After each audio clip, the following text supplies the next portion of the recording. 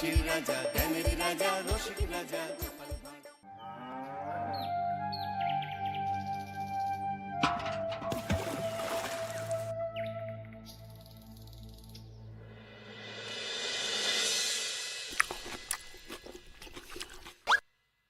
কি জল নেই? জল শেষ হয়ে গেল নাকি? এই জানো তো, গ্রামের সব জলাশয়ের জলস্তর না নেমে গেছে, পুকুরও শুকিয়ে গেছে, কুয়োতে জল অনেক নিচে চলে গেছে। কি যে হবে কে জানে। এই বছর তো বৃষ্টি হয়েছে কম, তার উপর মানুষজন জল ব্যবহারের চেয়ে নষ্ট করে বেশি। দেখি মহারাজকে বলতে হবে।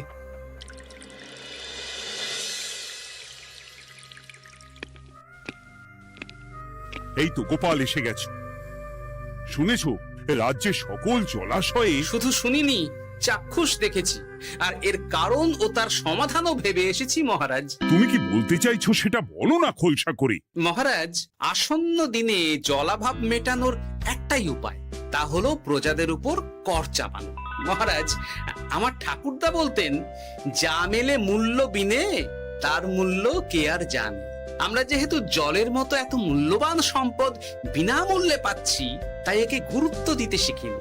সবাই মিলে দেদার জলের অপচয় করছে। আমি এই অপচয়ের বিরুদ্ধে কর বসানোর পরামর্শ দিচ্ছি মহারাজ। জলের জন্য দেবে দাম, ছুটে যাবে কাল ঘাম। হ্যাঁ, যখনই জলের জন্য কর দিতে হবে, তখনই জলের অপচয় বন্ধ হবে। এতে লাভটা কি হবে গোপাল? মানুষ কম জলে কাজ করা শিখে যাবে, ফলে আগামী দিনে যদি জল সম্পদ কমেও যায়, এই কৃষ্ণনগরের প্রজারা আগে থেকেই তার জন্য প্রস্তুত হয়ে যাবেন। কিন্তু আমি আমার প্রজাদের কাছ থেকে জলের দাম নেব গোপাল? না মহারাজ, কর বাবদ যে অর্থ উপার্জন হবে, তার সাথে আপনার দান মিলিয়ে রাজ্যের মধ্যে একটা বিরাট কৃত্রিম জলাধার বানানো হবে। বাহ বাহ বাহ! যেখানে বৃষ্টির জল সংরক্ষণ করা যাবে মহারাজ। এতে সারা বছর ধরে আর কোনো জলের অভাব থাকবে না মহারাজ। গোপালের প্রস্তাব বড় ভালো লেগেছে। আগামী দিনে ইতিহাসে এই কর্মযজ্ঞের কথা লেখা থাকবে বলেই আমার বিশ্বাস। আর তাই আমি গোপালকে এই মুহূর্তে 50টি স্বর্ণমোহর উপহার দেব বলে ঘোষণা করছি। সাধু সাধু সাধু।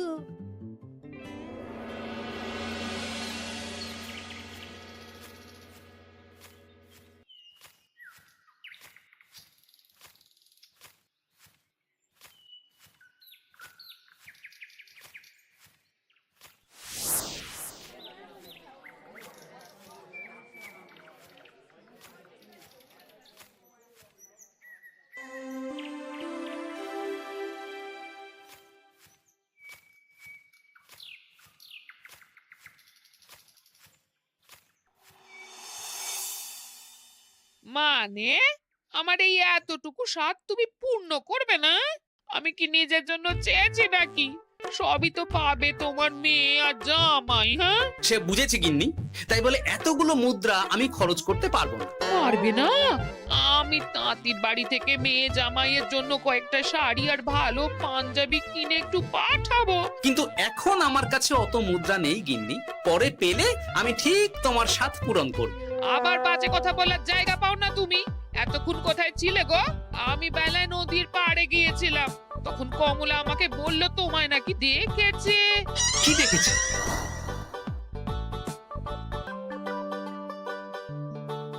কোথায় গেল? এত বড় মুদ্রার থলে কি হাওয়াতে উবে গেল নাকি? এই রে, এ তো মহা ঝামেলা। কখন কে যে গিন্নিকে খবর দিচ্ছে সেটা টেরও পাইনি। বলি মুখে কুলু পাটলে যে বড়। বলি রাজা মশাইয়ের কাছ থেকে যে এত রোজগার করো, সেই মুদ্রা যায় কোথায়? আহ, কানের মাথা খেও না তো। আমি কি তোমার কোনো কিছুর অভাব রেখেছি? বলো একবার। খাওয়া পড়া কোনো কিছুর তো কোনো খামতি নেই তোমার। মানছি রাখোনি, কিন্তু তাই বলে আমিও তোমার স্ত্রী, তোমার গিন্নি গো, গিন্নি, তাই না? আমার তো জানার অধিকার আছে নাকি যে তোমার উপার্জনের অর্থ করি সব কোথায় যাচ্ছে? জানবে জানবে, সব জানবে। এখন কিছু খেতে দাও দেখি, পেটে ছুঁচোয় ডন বৈঠক মারছে। না, এরপর থেকে আর মহারাজের কাছে উপহার পেলে ওইভাবে খোলা হাটের মধ্যে দিয়ে আসা যাওয়া করা যাবে না।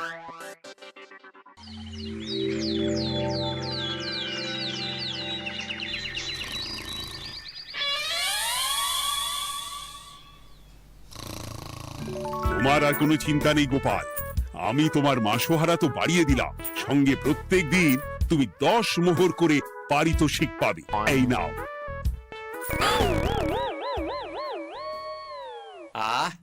এই ভোরবেলায় একটা জব্বর স্বপ্ন দেখা গেল বটে। এই স্বপ্ন খুলে গেলে আর কোনো চিন্তা নেই। গিন্নি, ও গিন্নি, বলি গেলে কোথায়? গিন্নি, সাড়া নেই। ও গিন্নি, রাগ করলে নাকি গো? আরে এসো এসো, এমন একটা স্বপ্ন দেখেছি না যে তোমার আর কোনো চিন্তা থাকবে না গিন্নি। মোহর আর মুদ্রা একেবারে ঝরে পড়বে গো।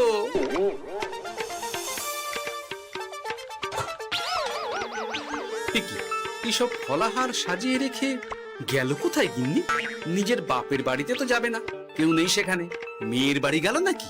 না, মেয়ের বাড়িতে তো গিন্নি যায় না। তাহলে না না, খালি পেটে এত ভাবতে পারছি না। আগে মুখ হাত ধুয়ে এসে কিছু খেয়ে নি, তারপর দেখি গিন্নি কোথায় গেল। না, গিন্নিকে তো কোথাও দেখলাম না। গেল কোথায়? যাকে আগে রাজবাড়িতে তো যাই, ফেরার সময় না হয় আবার খোঁজ নেব, ততক্ষণে ফিরেও আসতে পারে।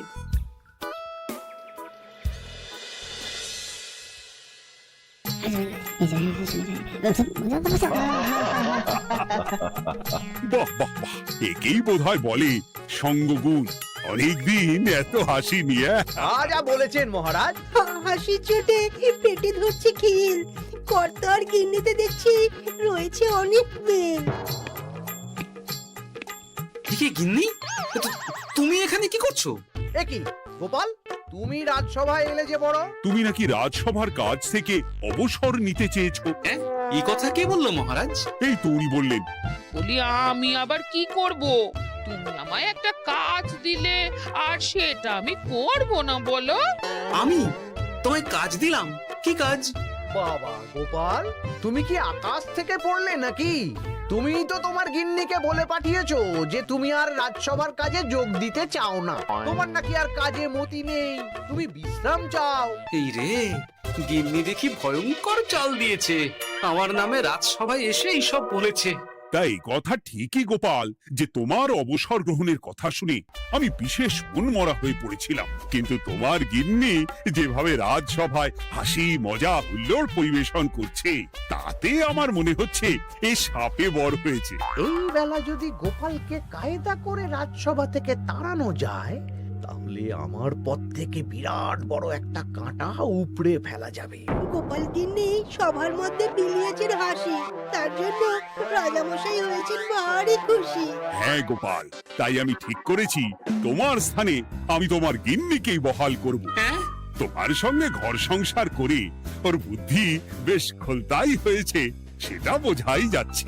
এছাড়াও আমাদের অনেক পরামর্শ দিয়ে সাহায্যও করতে পারবে। তাছাড়া উনি মহিলা বলে অন্দরমহলেও যেতে পারবেন, রানীমাও খুশি হবেন বলেই তো আমার বিশ্বাস। কি গোপাল গিন্নি, তোমার এই কাজ করতে কোনো আপত্তি নেই তো? আপত্তি কেন থাকবে মহারাজ? আমি ধন্য আপনি আমায় এত বড় সম্মান দিচ্ছেন বলে। এ তুমি আমার কত বড় সর্বনাশ করলে গিন্নি। তুমি কিনা শেষে আমার চাকরিটাই খেলে। এটা গোপালের জন্য বড় ভালো হলো, তাই না? কোনো কাজ করতে হবে না, কিন্তু রোজগার আগের মতোই থাকবে।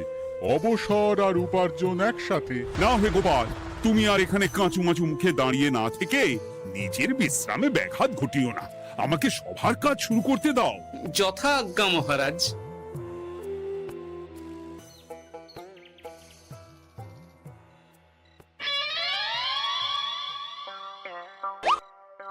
মানে মহারাজ সমস্যার সমাধান করতে দিয়েছেন তোমাকে, আর তার উত্তর দেব আমি? কেন? তুমি আমার চাকরি খাবে আর তোমার সেই চাকরি রাখার দায় নেব আমি? হ্যাঁ হ্যাঁ, নেবে। মানে কাল রাজসভায় মহারাজের সমস্যার সমাধান করব, সেই মতো কথা দিয়ে এসেছি। হ্যাঁ, আগাম 10টা মুদ্রাও বাগিয়ে এনেছি। তার থেকে তোমায় একটা মুদ্রা দিলাম। এখন মানে মানে আমাকে উত্তর বলে দেবে, না হলে আমি কেন দেব? আমি পাবো একটা মুদ্রা, আর তুমি আমার কাছে উত্তর জেনে নিয়ে সেটাই বলে পাবে 9 মুদ্রা। কিছুতেই না। বলবে না? না। তাহলে ভালো করে শুনে রাখো, আজ থেকে ঘরের উনুনে হাঁড়ি চড়বে না।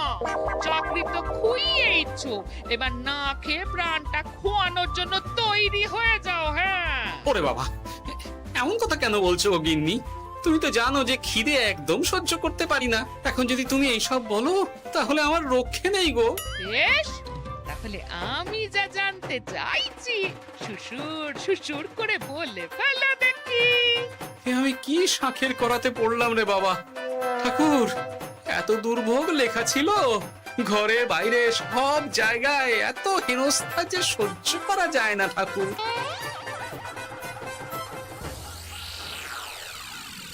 একেই তো বলে গো গিন্নি, মেঘ না চাইতেই জল।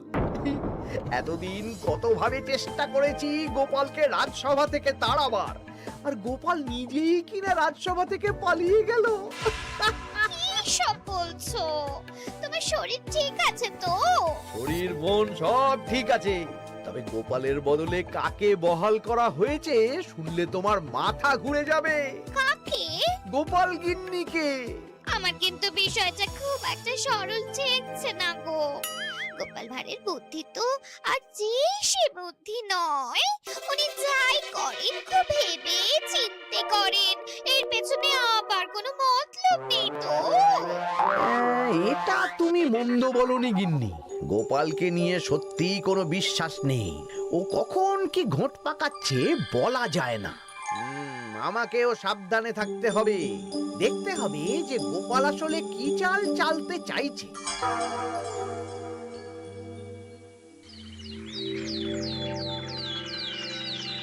হ্যাঁ গোপাল গিন্নি, এই একটাই প্রশ্ন আমায় সারা রাত ধরে জাগিয়ে রেখেছে। মানুষ মরে ভূত হয়, ভূত কি মরে? তাহলে ভূত মরলে কি হয়? মানে মহারাজ, এই প্রশ্নের উত্তর আমার আজকে দিতে ইচ্ছে করছে না। হ্যাঁ, আমি না হয় আপনাকে আগামীকাল এই প্রশ্নের উত্তর দেব, ঠিক আছে? হ্যাঁ, গাছ থেকে পড়ে গেলে জাপটে ধরে ডালকে। আজকের প্রশ্নের উত্তর উনি দেবেন কালকে। না হে গোপাল গিন্নি, তা হয় না।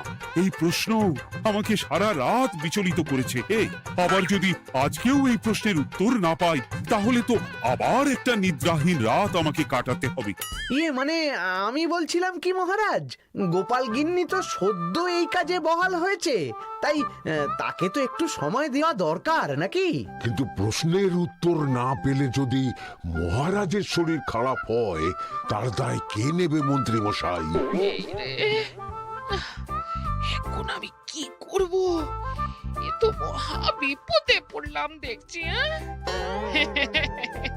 আচ্ছা মহারাজ, ঠিক আছে ঠিক আছে, আমি এই প্রশ্নের উত্তর দেব, কিন্তু আমার না একটু সমস্যা আছে। খোলা হাওয়াতে গিয়ে না দাঁড়ালে আমার ঠিক মাথা খোলে না, তাই বলছিলাম। তাই না হয় যাও, হাওয়া খেয়ে এসে মাথাটা খোলতাই করে নাও, কিন্তু এই প্রশ্নের উত্তর আমাকে আজকেই দিতে হবে। হ্যাঁ, উফ, এই যে কি সমস্যা! সারাদিন ঘরে বসে থেকে থেকে তো আমার সারা গায়ে বাদ ধরে গেল। সেই সকালবেলা আমাকে ফলাহার করিয়ে দিয়ে গিন্নি তো চলে গেছে রাজবাড়িতে চাকরি করতে। এদিকে আমার যে পেটে কিচ্ছুটি নেই, তার কি হবে? মহারাজ দোকানে গিয়ে যে ভালো মন্দ খাবো তারও উপায় নেই। তাহলেই তো কাঁড়ি কাঁড়ি খরচা। না, একবার দেখি তো উনুন ধরিয়ে অন্তত ভাতটা চাপাতে পারি কিনা। তাহলে গিন্নির ওই হাঁড়ি না চড়ার হুমকির হাত থেকে অন্তত বাঁচা যাবে।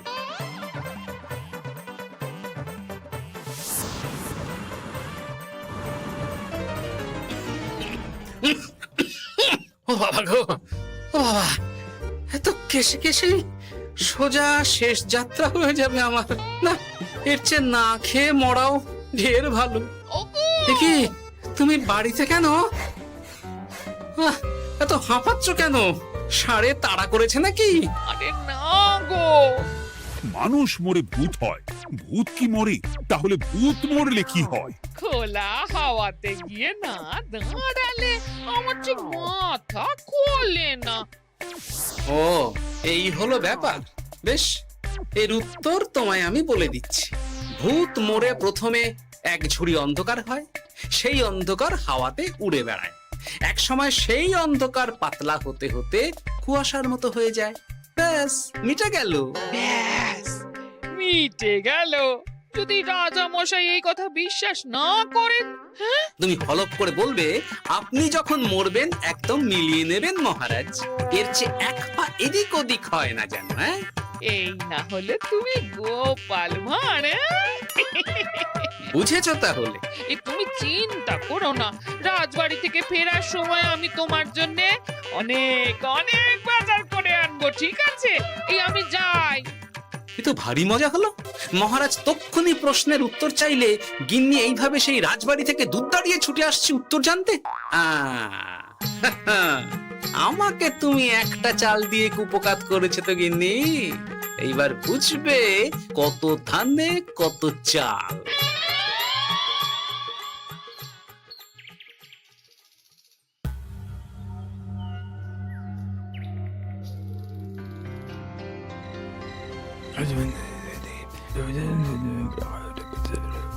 বুঝেছিস তো তোর কাজটা? খুব বুঝেছি গোপাল দাদা। নেই, এবার লেগে পড় দেখি।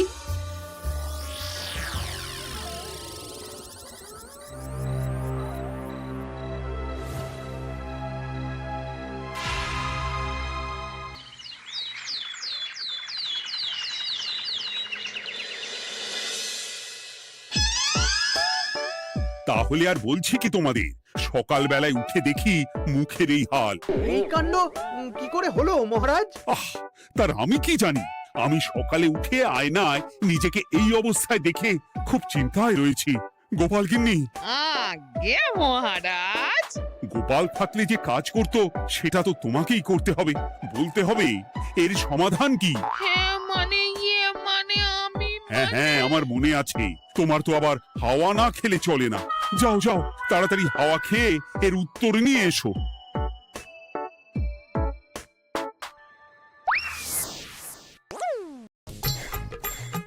এই জন্য তুমি এত দূর ছুটে এলে গিন্নি? মহারাজকে বলবে যে তিনি যেন আজ রাতে চাদরটা মুখে ভালো করে মুড়িয়ে ঘুমোন, তাহলেই মিটে যাবে। এই রং চলে যাবে আর নতুন করে কিছু হবেও না। ও মা, বলি এত সোজা সমাধান? তা নয় তো কি?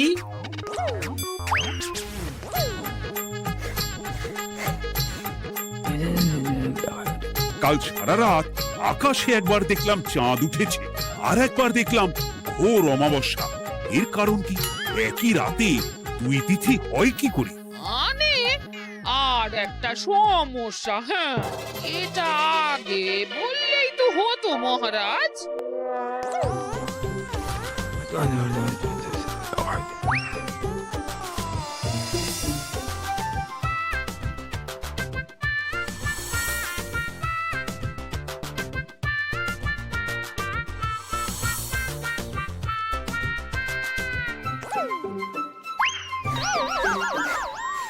এ কি, তুমি হাওয়া খেতে গিয়ে এইভাবে খাবি খাচ্ছ কেন গোপাল গিন্নি? এর কারণ আমি জানি মহারাজ। সে কি কাণ্ড! তুমি কি করে জানলে?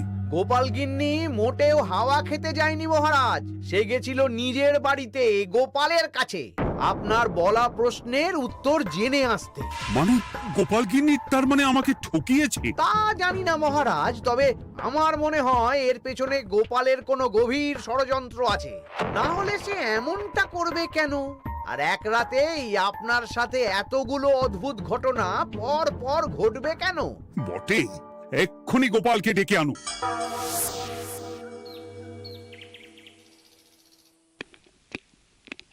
না মহারাজ, আমি সত্যি অবসর চেয়েছিলাম, আর তাই আমার গিন্নি আপনার কাছে এসে বলেছিল। ওর কোনো দোষ নেই মহারাজ। না মহারাজ, আমি মিথ্যে কথা বলেছি। হ্যাঁ, উনি আপনার কাছ থেকে পাওয়া সোনার মোহর নিয়ে বাড়ি যান না, তাই আমি ওকে শায়েস্তা করতে এই ফন্দি করেছিলাম। আসলে মহারাজ, আমি আপনার কাছ থেকে পাওয়া সোনার মোহর জল প্রকল্পের কাজে লাগাবো বলে কিছু জনকে নিয়ে একটা দল গঠন করতে গিয়েছিলাম। আর তাদের কাছেই ওগুলো রেখে এসেছি। এটা যদি আমার দোষ হয় তাহলে আমি ক্ষমা প্রার্থী মহারাজ। সাধু গোপাল, সাধু তোমার উদ্যোগ। এই কাণ্ড! আর এদিকে রাজবাড়ি থেকে বাড়ি আর বাড়ি থেকে রাজবাড়ি করতে করতে আমার প্রাণ ওষ্ঠাগত হয়ে গেছে মহারাজ। ওহ, আমার ঘাট হয়েছে, আপনি আমায় ক্ষমা করে দিন মহারাজ। হুম, এইবার মজার টের পেয়েছ তো গিন্নি? আপনি আপনার আদরের গোপাল ভাঁড়কেই তার চাকরি ফিরিয়ে দিন মহারাজ। আমি যাই আমার হেসেল সামলাতে। কেলে পচা খুব ভালো করেছে বলতে হবে।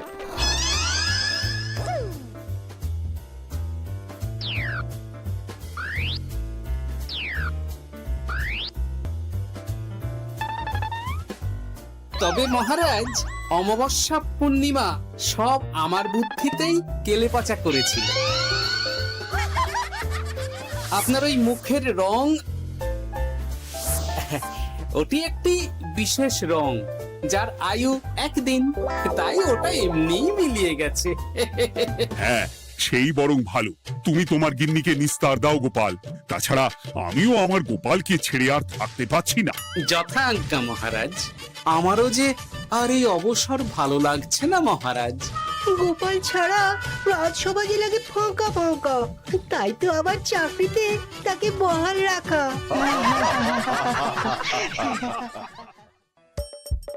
হাসির রাজা জ্ঞানের রাজা রসিক রাজা